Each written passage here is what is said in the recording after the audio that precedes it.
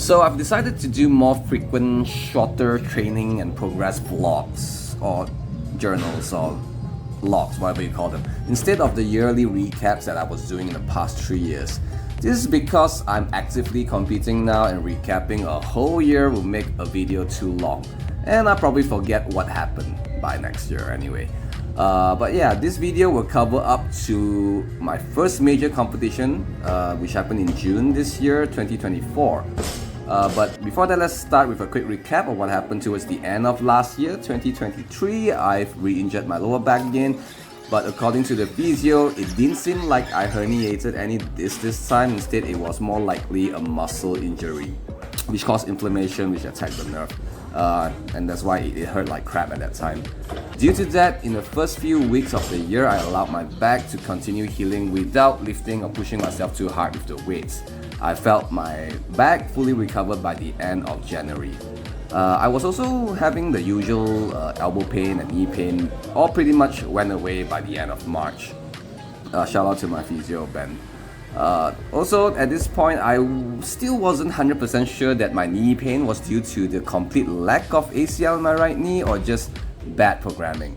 Spoiler alert, it was the latter. From January till early May, I was snatching on Fridays and clean and jerk on Mondays, followed by a almost full upper body bodybuilding day.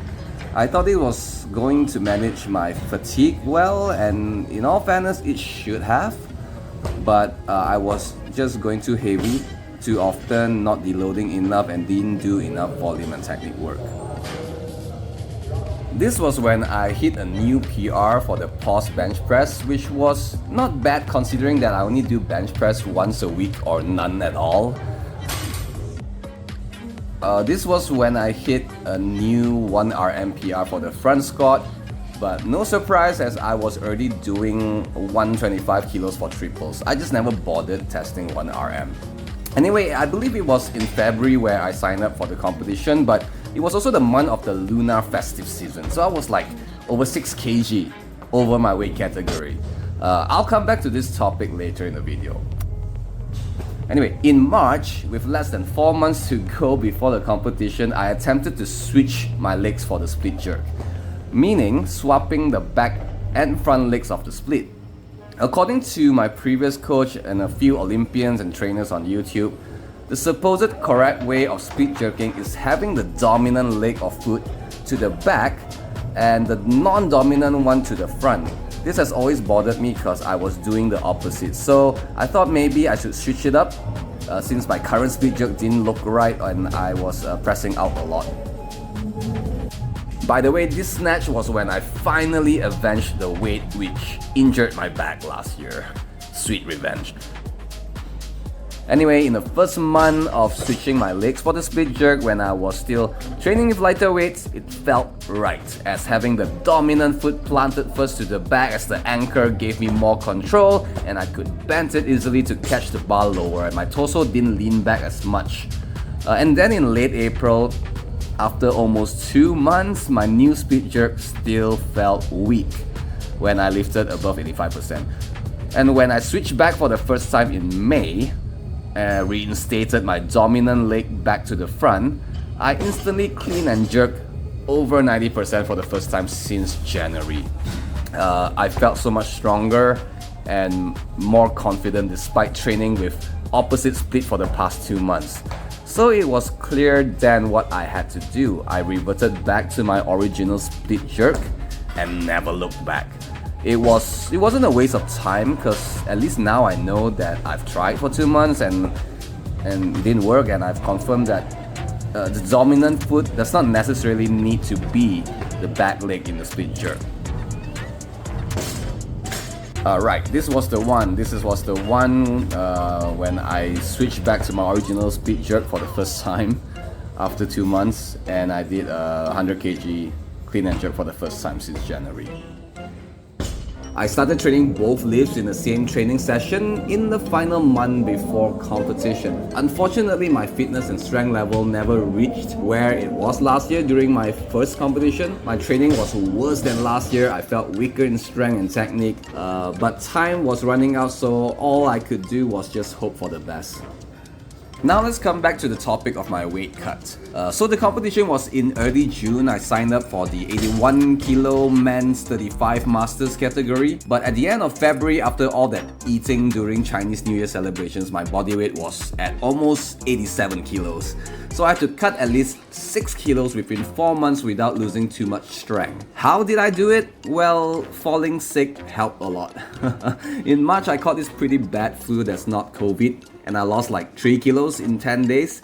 I had no appetite and I wasn't training at all. I probably lost some muscle as well. Up till like April, I also ran on the treadmill for 20 to 30 minutes right after training, but that was a bad idea. Not only it did not help me lose more weight, it negatively affected my recovery, and I had to eat more as I got hungrier at night. The thing that helped me cut the most weight was simply having 2 to 4 meals a week that had 0 carb. Basically just chicken breast, broccoli and eggs that I cooked myself. Other than that, I did intermittent fasting on days that I wasn't training to keep myself away from any extra calorie intake that may not be necessary, as I wasn't using as much energy on those days. And that's basically it. That's how I cut over 6 kilos of body weight. There's no secret behind it. Ironically, I ended up weighing in a lot lighter than I wanted to on competition day. I weighed in at 79.4 kilos with my lifting top on and my t-shirt over it. Yeah, so I lost like over 7 kilos in 4 months actually. But anyway, the competition was called Zealfit Weightlifting Championship. It was probably the biggest weightlifting competition in Kuala Lumpur that both amateurs and international national lifters could participate. It was also a rare meet where all masters lifters could compete within their own weight and age category. Just that all lifters in the same weight category will be lifting in the same session regardless of which category you're in: junior, youth, senior open, masters, and which age of masters. The competition was very well organized. The only problem I had with it was the warm-up area. There were more lifters than platforms and barbells in my session. Although we were assigned to share with one other specific lifter, the teammate of the lifter that I was supposed to share with was told by their coach to use the same platform, ignoring the instruction of the organizers, and they didn't even bother asking if I was okay with that. So I had to suddenly move away and find myself a different platform and barbell to share with, which thankfully I managed to. My warm-up wasn't great. Even at 60%, it didn't feel light or snappy at all. That's when I knew I had to dig deep, because I already knew that I had a bad training and programming. Tony Tay has been lifting for only 3 years, and he just put his training gym as just a commercial gym, full stop. I was very nervous during my first attempt, lifting on elevated platform in front of more than one judge for the first time, and not to mention the large crowd of spectators and elite lifters in my session. Looks jacked though. Yeah.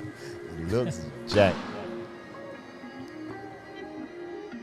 Tony Tay is one of our Masters competitors at 81. I missed my first attempt at 76 kilos and then made it in my second attempt. This was actually my competition PR. And then I just went for my all-time 100% at 80 kilos.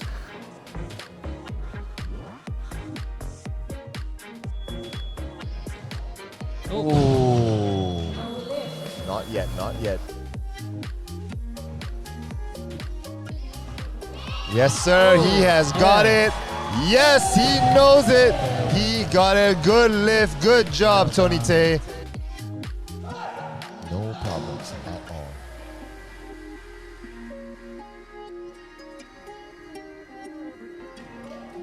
Oh, what a save! Does he hold it? Can he hold it? Yes, what did the judge say? No lift. Show me the replay, Forrest. Show me the replay. I thought it was a good lift, but unfortunately, I was called for press out by 2 out of 3 judges. But the judges saw. Taking it up. Oh, the smallest of moves, the smallest of flutters. Anyway, the clean and jerk felt probably worse because everything started feeling superbly heavy during the warm-ups. My first attempt at 100 kilos felt super heavy.